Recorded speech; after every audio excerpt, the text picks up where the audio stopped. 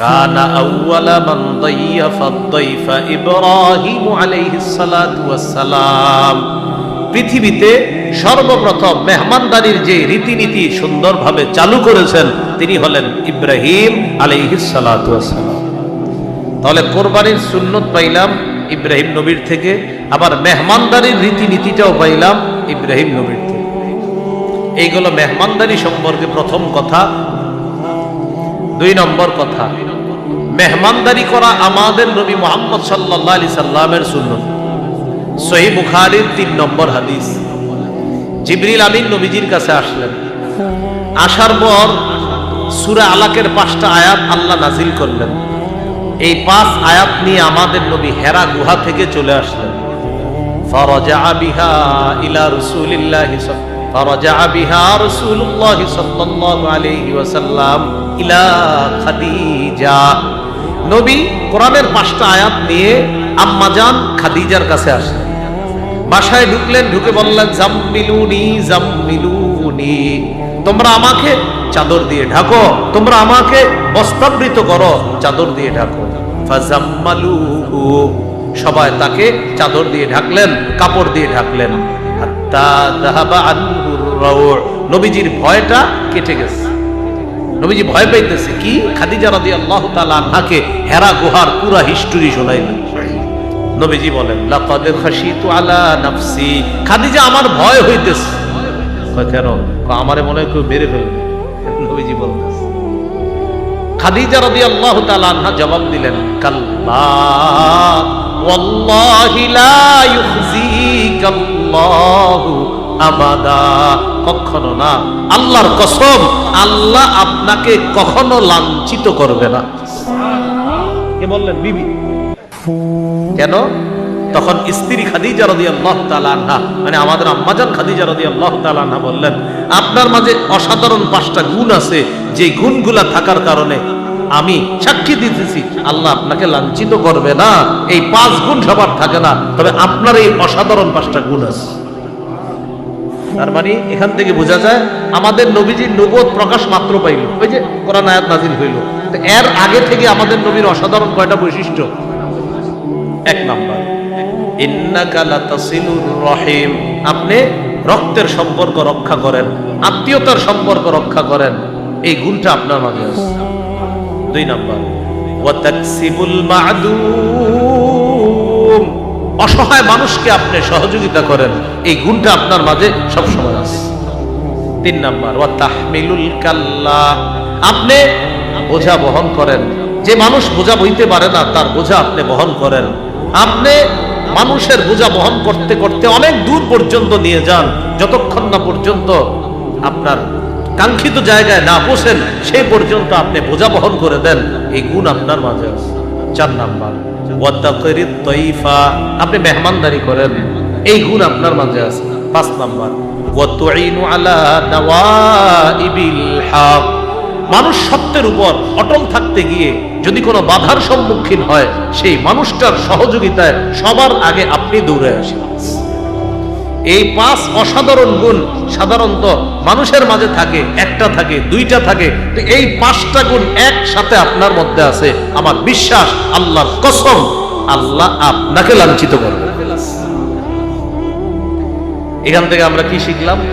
আমাদের নবীজির নবুয়ত প্রকাশের আগে থেকেই নবীজির মধ্যে অসাধারণ 5টা বৈশিষ্ট্য ছিল, এর মধ্যে একটা হলো মেহমানদারি করা। তাহলে 1 নাম্বার শিখলাম মেহমানদারি নবীদের সুন্নত, যেমন ইব্রাহিম নবীর সুন্নত। 2 নাম্বার, মেহমানদারি আমাদের নবীর সুন্নত। 3 নাম্বার, মেহমানদারি করা সাহাবায়ে কেরামের অভ্যাস। এই ব্যাপারে 4টা দৃষ্টান্ত আমরা শুনি। দৃষ্টান্ত নাম্বার 1, সহিহ বুখারীর বর্ণনা 3798 নম্বর হাদিস। এই হাদিসের মধ্যে আসছে এক মেহমান নবীজির কাছে আসছে, ফাবাআসা ইলা নিসাইহি, নবীজি স্ত্রীদের কাছে সংবাদ পাঠাইলেন, আমার কাছে একজন মেহমান আসছে, আচ্ছা তোমাদের ঘরে কি কোনো খাবার আছে? মেহমানকে মেহমানদারি করার জন্য এটা স্ত্রীদের কাছে সংবাদ পাঠাইলেন। ফাকুল্লা মা মা'না ইল্লাল মা, স্ত্রীরা জবাব দিলেন, আমাদের ঘরে পানি ছাড়া কিছু নেই।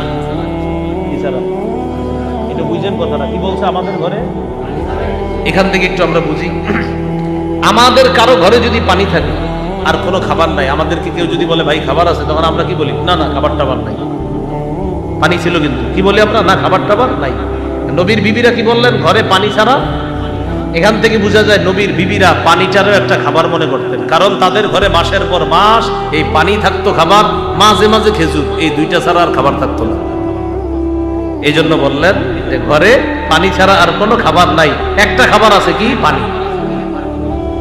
তো নবীজি সাল্লাল্লাহু আলাইহি সাল্লাম চিন্তা করলেন, মেহমানদের তো আর শুধু পানি দিয়ে খাওয়ানো যাবে না। নবীজি একটা ঘোষণা করলেন, মাইয়াজুম্মু হাযা আও মাইয়ুদিফু হাযা।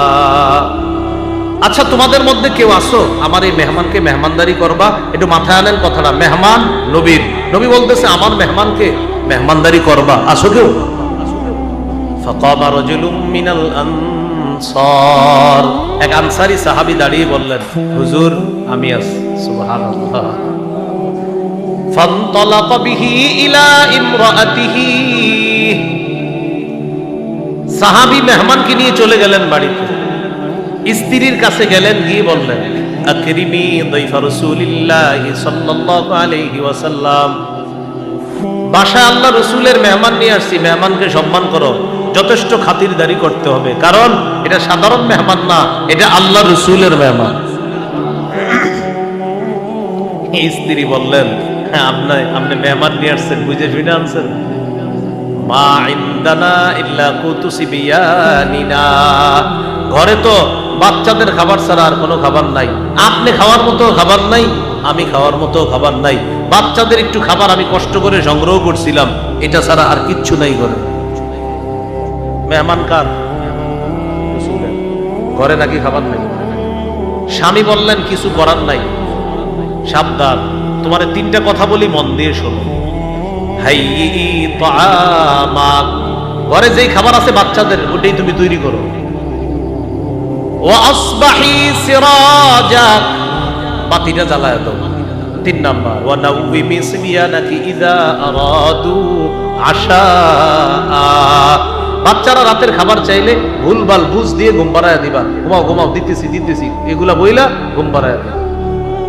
তাহলে বাচ্চাদের খাবার তৈরি করো, আপাতত বাতিটা জ্বালাও, বাচ্চারা চাইলে ঘুম পাড়ায় দিবা। ফাহাইয়া আত-তাআমাহা, স্ত্রী খাবার তৈরি করলেন, তৈরি করার পর এবার মেহমানের সামনে খাবার দিবে, মেহমানকে বসাইলেন, বসানোর পর স্বামী স্ত্রীকে বুদ্ধি দিলেন, তুমি এক কাজ করবা, বাতিটা ঠিক করার বাহানায় বাতিটার কাছে দাঁড়ায়া বাতিটা নিভাইয়া দিবা। বাতি কেন নিভাবো? বাতি নিভানোর পর, কারণ মেহমান ওই জামানায় মেজবান ছাড়া খাইতেন না, তো এই জন্য মেহমান খাবার দেওয়ার পর বলবে, ভাইজান আপনি খাবেন না, আপনার স্ত্রী খাবে না, বাতি জ্বলবে না, আমি আর তুমি অন্ধকারে মুখ নাড়াবো, মেহমান খাবে আর আমরা দুইজন শুধু মুখ নাড়াবো, যেন মেহমান বুঝে যে আমরাও খাইতেছি, আর খানা না শেষ পর্যন্ত তোমার খালি বাতি ঠিক করতেই থাকবা, তো বাতি যেন না জ্বলে। তো বাচ্চাদেরকে ঘুম পাড়ায় দিস। সুম্মা কামাত কান্নাহা তুসলিহু সিরাজাহা, বিবি বাতির কাছে গেছে, বাতিটাকে ঠিক করার বাহানায় আতফাআতহু, বাতিটা একদম নিভাইয়া দিছে। নিভাইয়া দেওয়ার পর এবার খালি গুতায়, মানে মনে করেন বাতি ঠিক করে, আহারে ঠিক হইতেছে না, আহারে ঠিক হইতেছে না, আমরা বাংলাদেশি ভাষায়, এর মানে ইচ্ছা করেই ঠিক করতেছে না। এদিক দিয়ে তারা দুইজন খাবারের অভিনয় করতেছে, হাদিসে আসছে ইউরিয়ানিহি আন্নাহুমা ইয়াকুলান, তারা দুইজন মেহমানকে বুঝাইতেছে, মেহমান সাহেব আমরাও খাইতেছি, আপনিও খান। মেহমানের খাবার শেষ, বাতিও ঠিক। ফাবাতা তাবিয়াইন, রাতের বেলা স্বামীও ক্ষুধার্ত, স্ত্রী ক্ষুধার্ত, বাচ্চাগুলাও ক্ষুধার্ত, সব ক্ষুধা নিয়ে রাতে ঘুমাইছে। সকালবেলা সাহাবী নবীজির কাছে গেছে, নবীজি তারে দেখে বলতেছে, কি ব্যাপার? দাহিকা রাব্বুনা আও আজিবা রাব্বুনা মিন ফাআলিকুমা আল-লাইলা, গত রাতে তুমি আর তোমার স্ত্রী মেহমানের সাথে যা করলা, তোমাদের এই কর্মকাণ্ডে আল্লাহ খুশিতে হাসি দিয়ে কোরআনের আয়াত নাজিল করে দিয়েছে। আল্লাহ খুশি হয়েছে, আবার হাসি দিছে, আবার কোরআনের আয়াত নাজিল করেছে। সূরা হাশরের 9 নম্বর আয়াত, ওই আয়াতে আল্লাহ বলেন, ওয়ায়ুসিরুনা আলা আনফুসিহিম ওয়ালাউ কানা বিহিম খাসাসা। নবীর সাহাবীদের অভ্যাস হলো এমন, তারা নিজেদের প্রচন্ড প্রয়োজন থাকা সত্ত্বেও তারা নিজেদের উপর অন্যদেরকে প্রাধান্য দেয়। এটা হলো আমার নবীর সাহাবীদের বৈশিষ্ট্য। সুবহানাল্লাহ। এই হলো সাহাবীদের মেহমানদারির একটা দৃষ্টান্ত। আরেকটা দৃষ্টান্ত দেখি, ইবনু আবিদ দুনিয়া হাদিসের কিতাব 20 নম্বর হাদিস। এই হাদিসের মধ্যে আসছে নবীজির একদল সাহাবী ছাত্র মাদ্রাসাতুস সুফা, সেখানে পড়াশোনা করতেন। হাদিসের মধ্যে আসছে কানা আসহাবুস সুফাতি ইদা আমসাউ ইনতালাকার রাজুলু বির রাজুল ওয়ার রাজুলু বির রাজুলাইন। আসহাবে সুফা যারা, রাতের বেলা তাদেরকে একজন সাহাবী একজন ছাত্রকে বাসায় নিয়ে যাইতেন মেহমানদারি করার জন্য। ওয়ার রাজুলু বির রাজুলাইন, আবার কোনজন দুইজন সাহাবীকে নিয়ে যাইতেন মেহমানদারি করার জন্য, যেটা বর্তমানে আমরা বলি জায়গির। কি বলি? জায়গির বলি অথবা লজিং বলি। ওই যে মাদ্রাসা ছাত্রদেরকে খাওয়ার না আপনারা, এটা লজিং বা জায়গির। মনে রাখবেন, মাদ্রাসার ছাত্রদেরকে খাওয়ার মানি হলো আল্লাহ রাসূলের মেহমানকে আপনি মেহমানদারি করতেছেন। তো নবীজির মাদ্রাসার ছাত্র যারা ছিলেন, একজনকে হয়তো একজন নিয়ে যাইতেন অথবা একজন দুইজনকে নিয়ে যাইতেন। আর নবীজির একজন সাহাবী ছিল, নাম সাদ ইবনে উবাদা। فأما سعد بن عبادة فكان ينطلق بثمانين كل ليلة। সাহাবী সাদ ইবনে উবাদা প্রতি রাতে 80 জন সাহাবীর মেহমানদারি করতেন। মাসে না ডেলি রাতে? কয়জন? কেউ একজন, কেউ দুইজন। আর সাদ ইবনে উবাদা 80 জন প্রতি রাতে নিয়ে যাইতেন, আসো বাসায় আসো। আরেকটা দৃষ্টান্ত শুনেন, রাসূলের সাহাবী বিয়ে করছে আবু সাঈদ রাদিয়াল্লাহু তাআলা। বিয়ে করার পর তিনি ওলিমার অনুষ্ঠান করলেন। সুবহানাল্লাহ বলেন। ওলিমায় সাহাবীদেরকে দাওয়াত দিলেন, প্রধান অতিথি হিসাবে দাওয়াত দিলেন শ্রেষ্ঠ মানুষ মুহাম্মদ সাল্লাল্লাহু আলাইহি ওয়াসাল্লাম। প্রধান অতিথি দাআন নবী সাল্লাল্লাহু আলাইহি ওয়াসাল্লাম ইলা উরসিহি। নবীজিকে তার ওলিমায় দাওয়াত দিলেন। তার স্ত্রী চিন্তা করলেন, এমন মেহমান আর জীবনে পাওয়া যাবে না। নতুন বিবি চিন্তা করলেন, এমন মেহমান আর পাওয়া যাবে না সহজে। স্ত্রী স্বেচ্ছায় নববধূ, আমাদের দেশের নববধূদেরও আবার মাশাআল্লাহ 7-8 দিন নাকি ডেক্সির কাছে যাওয়াই নিষেধ, নিয়ম কানুন কে জানে।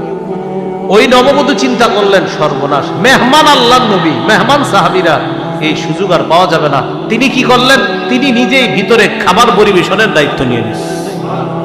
নতুন বিবি খাবার পরিবেশন করে কে? নতুন বিবি।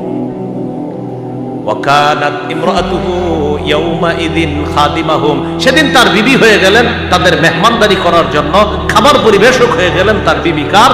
নতুন দুলার নতুন বিবি স্বেচ্ছায় খাবার পরিবেশন করতেছে। শুধু তাই না, তার বিবি কি করলেন? তার বিবি বললেন, আমার স্বামীর ওলিমাতে আমি তো খাবার প্রস্তুত করেছি, আল্লাহ রাসূলের জন্য আমি একটা স্পেশাল খাবারও প্রস্তুত করছি। কি? খেজুর দিয়া একটা পছন্দনীয় খাবার আছে নবীজির, এই খাবারটা আমি তৈরি করছি, ওলিমার পাশাপাশি আল্লাহ রাসূলকে এই খাবারটাও আমি দিচ্ছি। চিন্তা করছেন সাহাবায়ে কেরাম, নতুন বিয়ে করছে, বিয়ে করার পর তার স্ত্রী, নতুন স্ত্রী, চিন্তা করছে যে এমন মেহমান তো আর পাওয়া যাবে না। এই জন্য তিনি নিজেই ভিতর থেকে খাতিরদারি করতেছে, খাবার পরিবেশন করতেছে।